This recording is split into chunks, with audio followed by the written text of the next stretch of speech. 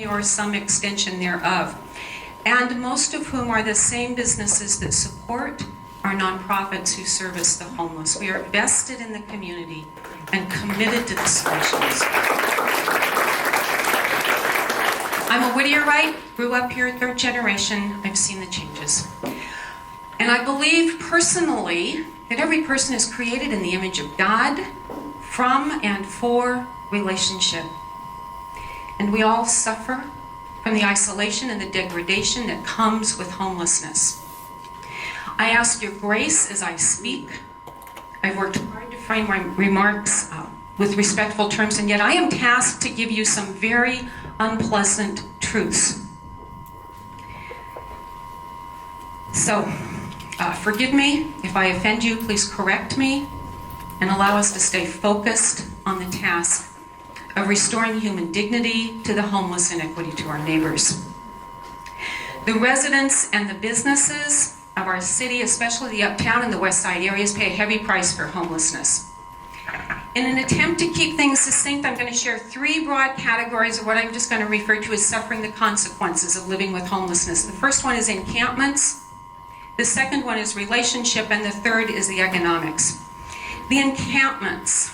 I want you to visualize the sheltered entrance to a business, an apartment courtyard, privacy landscaping that protects a home from the street, the laundry room, the stairwells, the side yard between buildings, the carports off the alleys, picnic tables, bus stops, your front porch. Any place offering some shred of shelter and privacy becomes a potential resting place for an encampment of the homeless.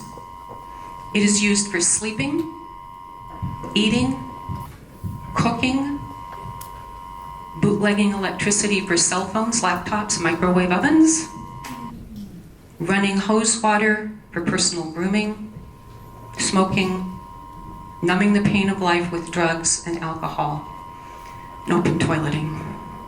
You know these spaces acquire the unpleasantness of trash, the abandoned food, the insects that feed on that food, the human waste and the vomit and the flies that it attracts, soiled clothing, drug paraphernalia, stained flooring, walls, theft, and vandalism.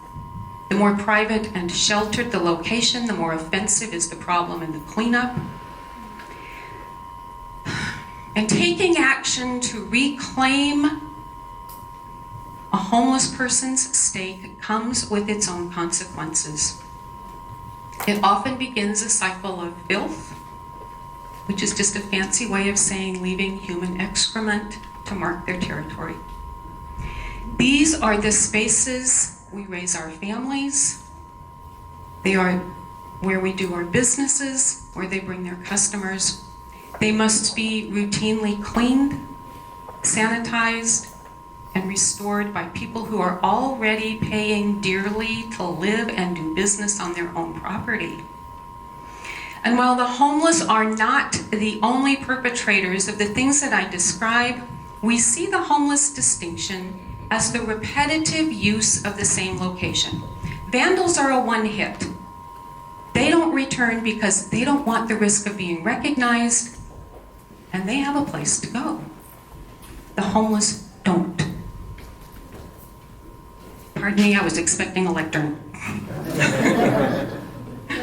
So as business owners, we're encouraged to lock things up, only to find them broken open. And even if we could fence, bolt, and enclose every open space, what I'm describing to you right now is just the property damage. There's a very real human suffering that comes with the homeless encampments. First is the loss of community. The public spaces, the sidewalks, the parks, the business district, all of those things intended for the beautification of our city as a gathering place for customers to relax, to engage, to attach to the business district are instead sort of a caution zone where the customer is the one who has to emotionally and sometimes physically muscle past the homeless in order to get to their destination. Our businesses suffer from the lack of community. Voila, you ask, you get. Thank you. Thank you, thank you. No more looking at my backside, and I'm glad I'm tall. No.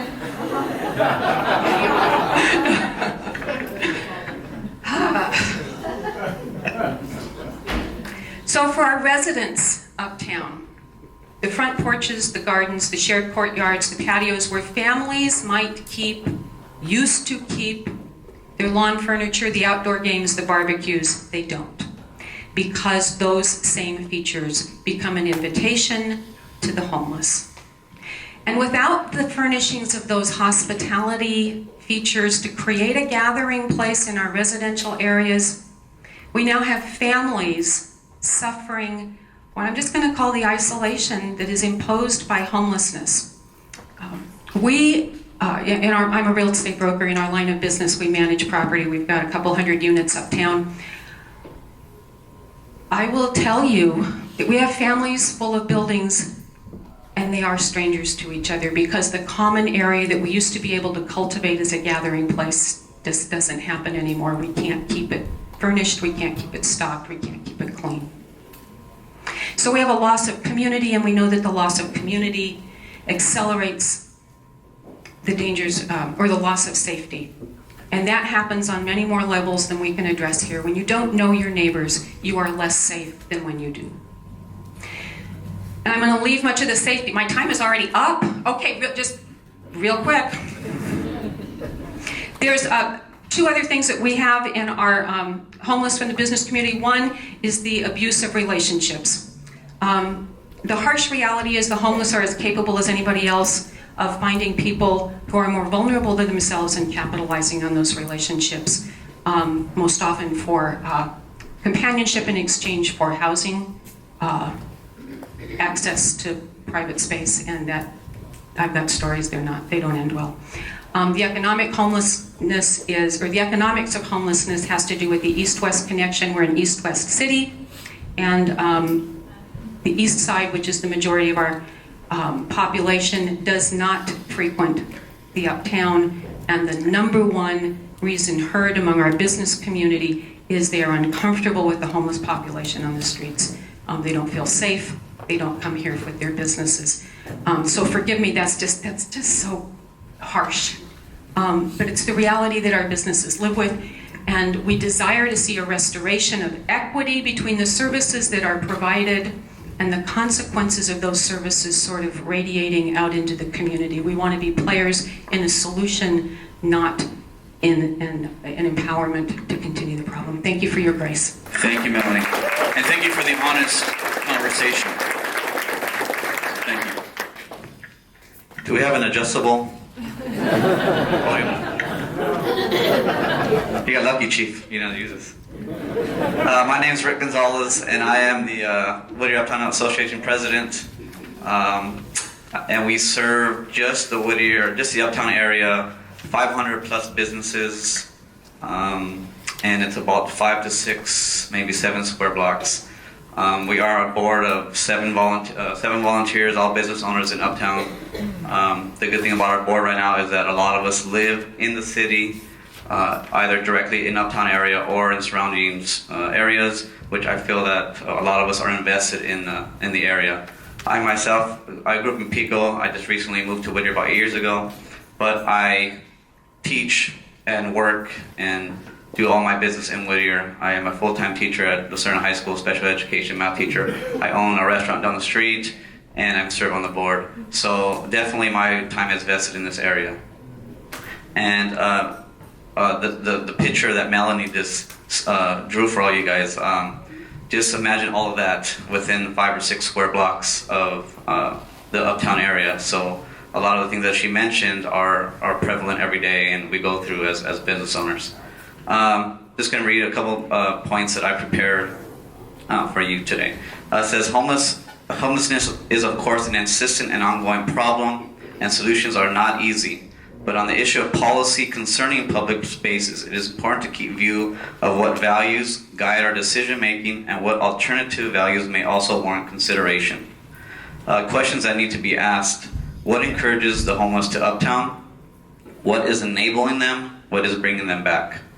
How do we alter the originating factor which is encouraging the homeless into our neighborhoods? Some issues concerning the Uptown businesses at this moment is restroom use. We have one restroom in all of Uptown. It's on Bright in the parking structure. Could be revised, revamped, remodeled, all of the above. But they're using that for, to clean themselves and change and do stuff in that area. The loitering, vagrancy, the panhandling, the aggressive panhandling, the vandalism, and the crime. Homelessness is discouraging to business and makes neighborhoods less desirable. Positive improvements that we have seen lately, thanks to the Whittier PD, is the less tagging and the lower crime rate. I believe the last 4 or 5 months we did have some additional units in Uptown, from foot patrol, walking the area, talking to business owners, being invisible in the area, letting people know that we're there and hear us out. We want to encourage the partnership with Whittier PD to continue their effort in making Uptown Whittier less desirable to the homeless.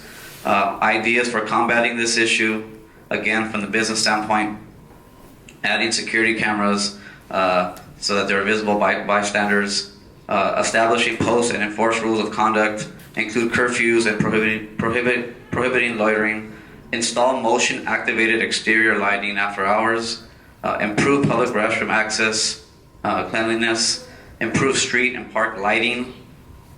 I think Uptown is a great area to be in. I've been there for 7 years. A lot of the businesses that are in Uptown have been there for a lot more years than I have, and they continue to love the area and put thousands and thousands of dollars into their business. It's amazing to some of these businesses that I walk into that put so much money into their business because they feel that that is a place to be, and they love the area, they love the community, they love the people that come and support their businesses. I just want to thank you all for inviting myself to speak on behalf of the Whittier Uptown Association. And if you have any questions, we're more than willing to take some. Is there any questions? Thank you, guys. And we need to have an honest discussion, so thank you for sharing that and being vulnerable and honest. Is there any questions that we have? We just have time for one. Yes, ma'am. Hi. First of all, I appreciate the police and fire and EMC and people that are helping to clear the homeless in the area. I first got involved with homeless very quickly. John McGram, if you Google it up, Robert John McGram, he was a homeless guy on Wilshire for a number of years. I showed his picture to people, and then I really got involved in homelessness because I stopped one day, I smelled his urine, and I went back the next day and I kept hunting for the smell. I finally found him, and I said, "Hey, what are you doing there?" And he had beautiful blue eyes beaming through a beard and black tarred body. I took him down to social services. I said, "Clear the place, I'm bringing a guy." Long story short, he became a frequent person there. Like you say, they return over and over. A barber got indignant one day and set him on fire, and he burned and was, torched there. So this business person said he was interfering with his people coming, for his business. So I would just like to say one thing that we could do as business owners is have training in service by this more frequently from our departments for the businesses so they can become more compassionate. The churches are here. We need to be more involved with this issue. We need to help. We need to be going out with the teams and appealing to the spirit of the person that needs to be, and to know that someone cares. So they're there because it's a frequency. It feels like home. They feel safe here, and they feel at home here. Okay, so the thing is, I think the churches, this is our time to be more involved. Not let government do it, not let the business owners do it. We need to have teams of missionaries here in our community, not just the Jehovah's Witnesses with pamphlets. We need people actually going and being committed to taking these people into our churches. And this is our time, as stated earlier. Thank you. Thank you, guys.